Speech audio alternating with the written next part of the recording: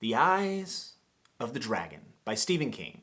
That's what we'll be talking about here today on the Fantasy Network. I'm, of course, Jimmy Nuts, and to give you an idea why I decided to kind of randomly throw in this book, it's not just because it's short and it's Stephen King, and you know I love Stephen King, but I've decided that I'm going to be jumping into Dark Tower, so I know that there are books that I've already read that you need to read before Dark Tower, or in between, or whatever. The reading list is absurd.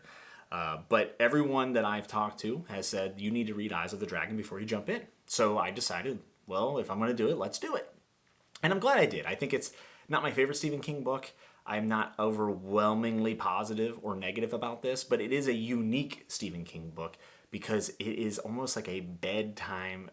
I don't want to call it a fairy tale. We'll just say like a campfire story to tell your children before bed. That's right. It is a kid's story by Stephen King. I would say it's probably a little bit more towards the YA side because I think there's still some disturbing imagery that can happen in this, and there's a lot of good humor. But yeah, Eyes of the Dragon. Let's talk about it. So like I said, it's not exactly a fairy tale, but it's like a bedtime story, kind of, because it still has that Stephen King touch. And anything that he touches always has a weird twist. Sometimes it works, sometimes it doesn't. And in this instance, I do. I think it worked very well. And I listened to this mainly on Audible through an audiobook, and I thought the narration was fantastic. I could not recommend this audiobook enough. And because of the nature of it being almost like a bedtime story, and because it's Stephen King, I really like the approach Stephen King took to describing what was happening in the story. You're being told from almost like, you know, a gentleman at a campfire telling you the story. So you get a lot of context, all around of different characters, maybe stuff that happened in the past, maybe even what happened to them later down the line, which I really like. Stephen King takes a very blunt approach to some of the information that he relays to you.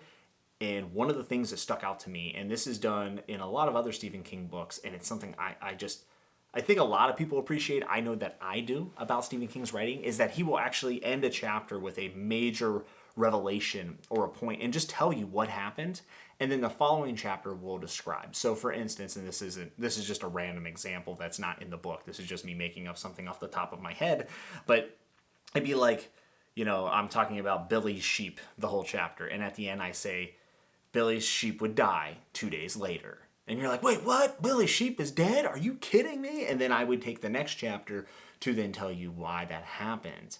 And what you get whenever you tell a story like that is you may have put the reader in a frame of mind where they believe they know how that would have occurred.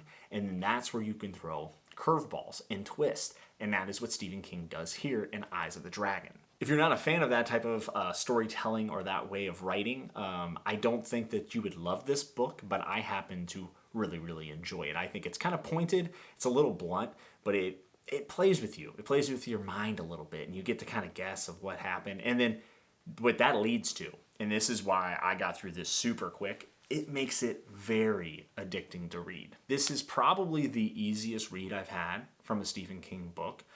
It's certainly not as complicated, or the way The Stand was written to me could be dense at some points. I don't think Stephen King's like the most unapproachable writer as it is anyways, but this book was very easy to read. There's a reason why they recommend it to kids and teens, but that whole leading you into the next big event, he does it very well here, and it makes it just very hard to put down. And I did find myself I was reading this at the same time I was reading another book, and I did keep kind of going back to Eyes of the Dragon, even though, again, this is not my favorite Stephen King book of all time. The story is sound, it's solid, it's basic. I mean, basically what you have here is the fact that a king's dying, he has two sons. One son is basically being manipulated by an evil wizard, Flag, right? And if you've read The Stand, you've heard that name before. Roland is the king, and like I said, he's in bad health. And then we have Peter, who's the good son, who's supposed to be the heir to the throne. But Flag doesn't like Peter, so he's manipulating the younger brother, Thomas. And that's the basis of the whole conflict of the story. There's other characters that get meshed in. There's big events, yada, yada, yada. There are Eyes of a Dragon here. You'll see when you read and find out. But that's the basis of the conflict. This is not anything revolutionary. Again, it does have the Stephen King twist. But even though it's such a basic plot that we've seen done time and time again, it's done in a way that does feel enthralling, and it does make you want to keep turning the page. And if I could give you an overall just kind of feeling about this, this is a very simple story performed with damn near perfect execution. I think because of the scope of the story and because of how simple it is, it's really hard for me to say that this blew me away in a sense of like, compared to other great works from Stephen King or other authors. But the execution is flawless, and Stephen King is a grizzled veteran. He's written a lot of books, some great, some bad, and this, I think, falls much into the good category. Not great, not his finest piece of work, but I don't think that was ever the intention. And you can still, people punt simple stories all the time and they don't execute well. Stephen King executes very well here. And I think some of the best moments come with our characters when they're alone in their own heads. Randall Flagg is in this story, and I think he is just as menacing. He might be more menacing in this story than he was in The Stand, if I'm being honest. Like, it's pretty close, but some of the just scenes where Randall Flagg's talking to like a two-headed parrot, and he's just so devious, and he's such a bastard, right? I think that Flagg's execution as a character here in this story is just as good as The Stand and any of the other works that he's been included in. I love some of the moments that we get, and they're like really intimate moments with a son seeing his father go through the last stages of his life. And Stephen King, while keeping this very simple and light, still is able to relay the emotional impact of that and the just the severity and the weight of that situation. And that's what Stephen King's best at. He's best at relaying the human condition to us, and he gives that to us here. There are some moments where in Roland's last days where it's almost funny to have his son see him in some of the states that he is, because he's been such a powerful king. And then it's sad. It's funny, and then it's sad, because even though it's cool to see that shield go down from, anybody that's seen anybody in their family, like grandfathers or grandmas or whatever, get older, sometimes they do things that make you laugh, and then it can be like a little bittersweet, because you realize that they're a bit of a shell of the person that they used to be. We all grow up with somebody around us, usually it's family, that we consider to be invincible, or we consider to be, not, just like, not invincible, but, super. And as they grow older and time beats them down and life goes on, you start to see that crumble a little bit. That facade goes down. And we get to see that through the son's POV here for Roland. And I do think it's really, really good. And time does creep along in this story. And I think that this is one of Stephen King's best paced books. And the escalation is very slow.